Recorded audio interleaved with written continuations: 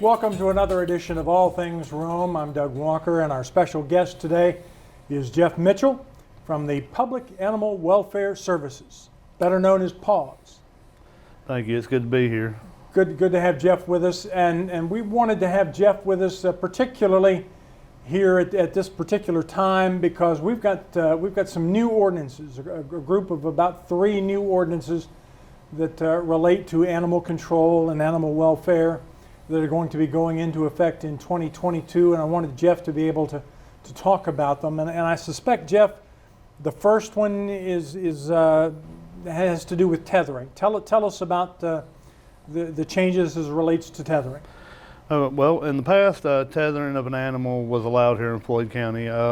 What that has done is we have seen over the course of the past few years several issues with that.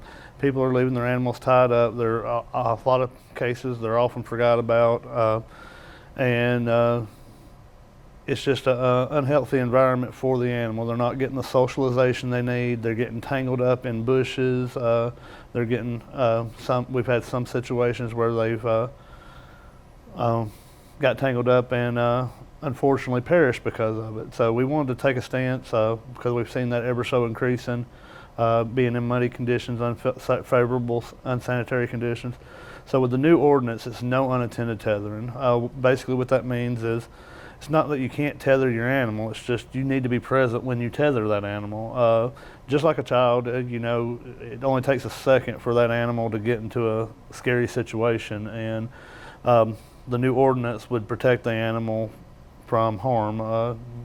If you tether the animal out, you just need to be present with it, somewhere to where you can be accessible if it does get into a dangerous situation, and we can make sure that the animal continues to live a good, healthy, long life.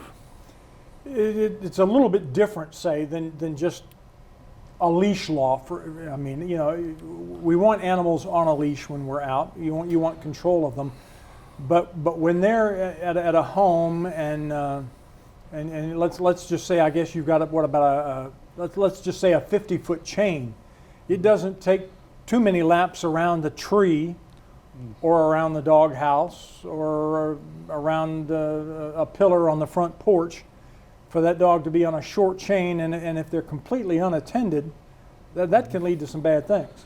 It's absolutely true, and we see it ever so happening quite so often. We get calls all the time.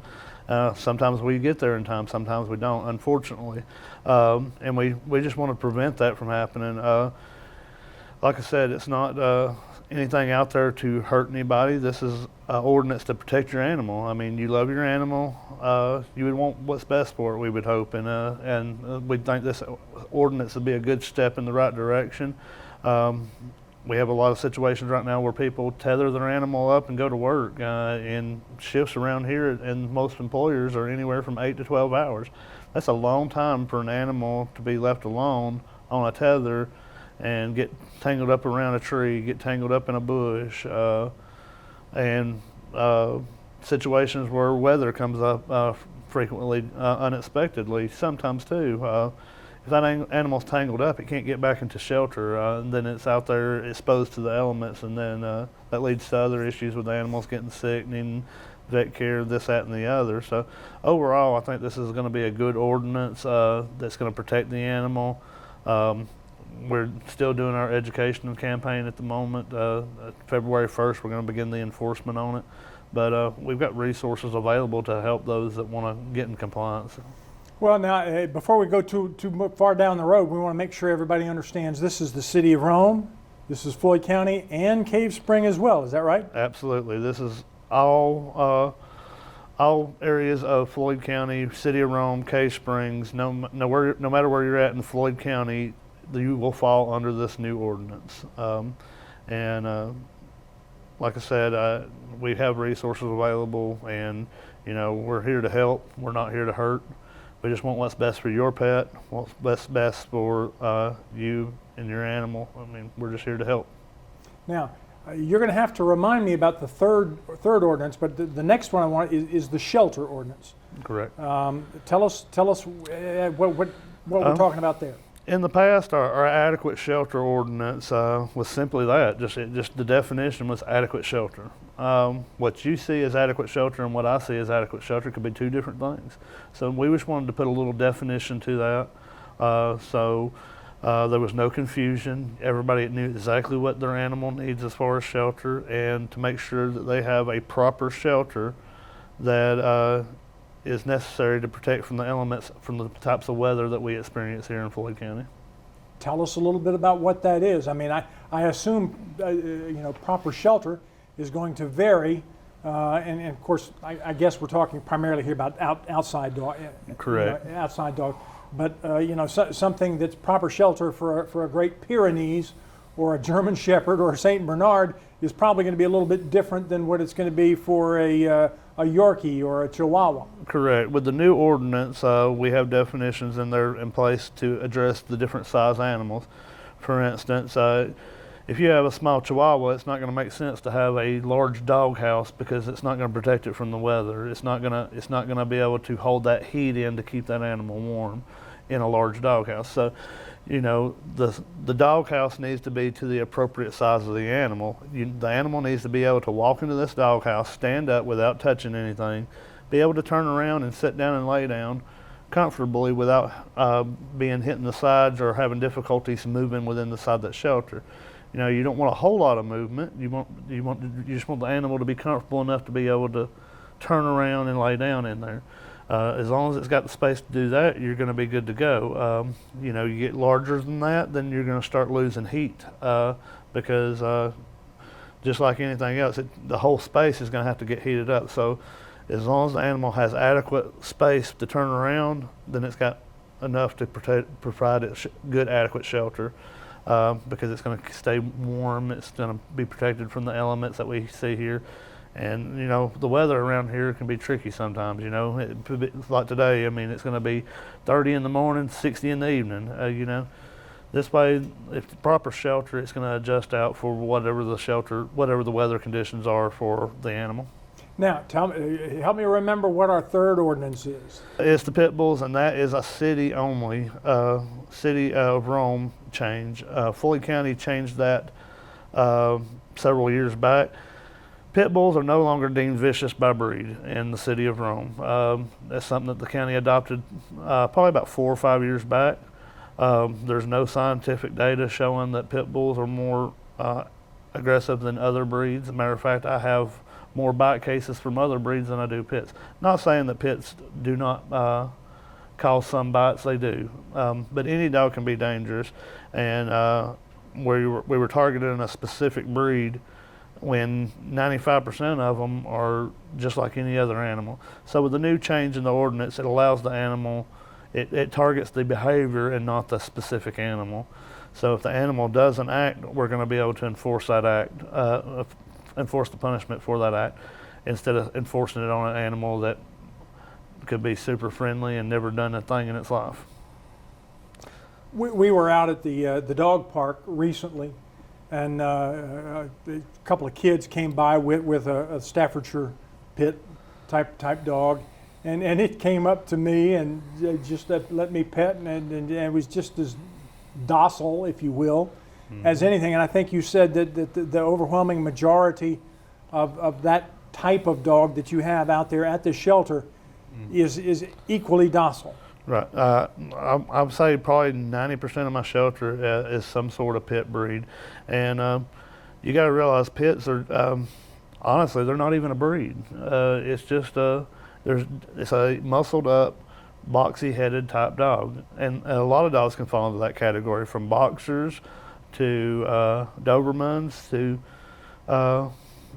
to Mastiffs. I mean, so there's a lot of breeds there. Matter of fact, there was actually a picture that we had floating around a while that had about 15 dogs on it, and nobody could point out the actual pit bull, which is a Staffordshire Terrier. Well, that leads me. It provides a little bit of a transition.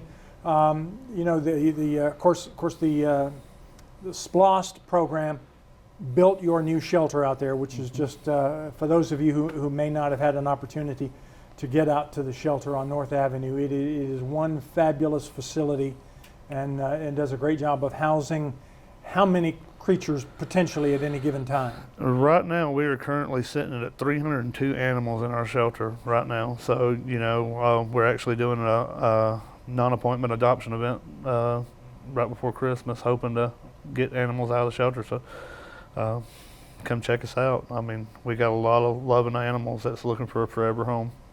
The dog park is another thing that came along as a result of some SPLOST money as well.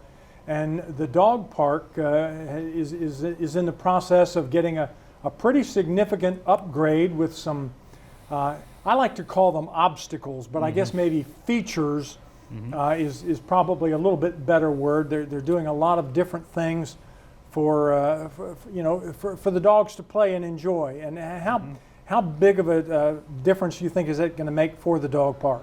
Oh, it's going to make a tremendous difference. The agility equipment that's going to come on hand is some equipment that you would have to go to a trainer normally to perform with your animal. This is equipment that the dogs are going to love. It's toys that they're often intrigued by. They're going to be able to get out and get a full set of exercise. There's multiple pieces of equipment.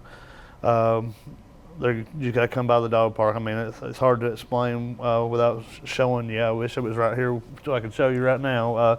But it's a lot of equipment, great equipment. Your dogs are going to love it. We're going to see a significant increase in the amount of people that's coming and using the dog park just because of this equipment. And if anybody walks Ridge Ferry Park, particularly the people who walk during the lunch hour or maybe evening hours, I know that they see a lot of people and a lot of dogs out there at the dog park. That's really been a big thing. And of course, there are 3 sections to the dog park, 2 large sections and then 1 smaller section. And the 2 larger sections have even more equipment in them than the smaller section, as I understand it. Correct. Most animals that come to the facility, to the dog park, are going to be medium to larger dogs. A lot of people don't bring the smaller dogs. They do come, but they don't come as often. So we wanted to make sure that there's plenty of equipment for all. I want to say the 2 larger sections are going to have 5 to 6 pieces of equipment, and the smaller canines are going to have about 3 to 4 pieces of equipment in there. So that's going to be a really big, nice upgrade done thanks to our voters in Rome and Floyd County, and the folks at the Rome Floyd Parks and Recreation Department are doing a great job with that. Jeff, let me come back and sort of wind this up. If people are interested in adopting a dog or a cat, for that matter, we don't want to forget the felines today. How do they go about that? What's involved in terms of spaying and neutering, that sort of thing? All right, well, we recently changed our process over in the past. In the past, you could just show up and adopt. Now we do an application process. You can actually go to FloydCountyGA.gov and go to the animal control page, and under forms, you're going to find a pet adoption application. You can actually pre-fill that out. You can even go to our Adopt a Pet or our Facebook and look at the animals there. Come by the shelter when we're open. We're open during the week 1 to 5, and then in the near future, after the first year, we're going to be open up on the weekends from 1 to 5 as well. And just pick what animal that you're interested in. We'll screen it. We'll look and make sure that there's no history of violations with animal control, and make sure that the current animals in the home are suitable to be with this particular animal, because different animals have different behaviors, and we want to make sure that the animal is safe for whatever environment it's going into.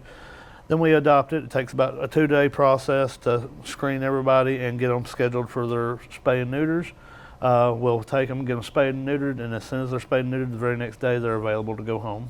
Now, are they microchipped as a part of the process? When you adopt an animal, cats are 35, dogs are 40. Adoption fee, that includes a fully vaccinated animal, so they'll be up to date on all shots, including rabies, microchipped, and spayed and neutered. So there will be no other requirements when you adopt an animal from us. All right.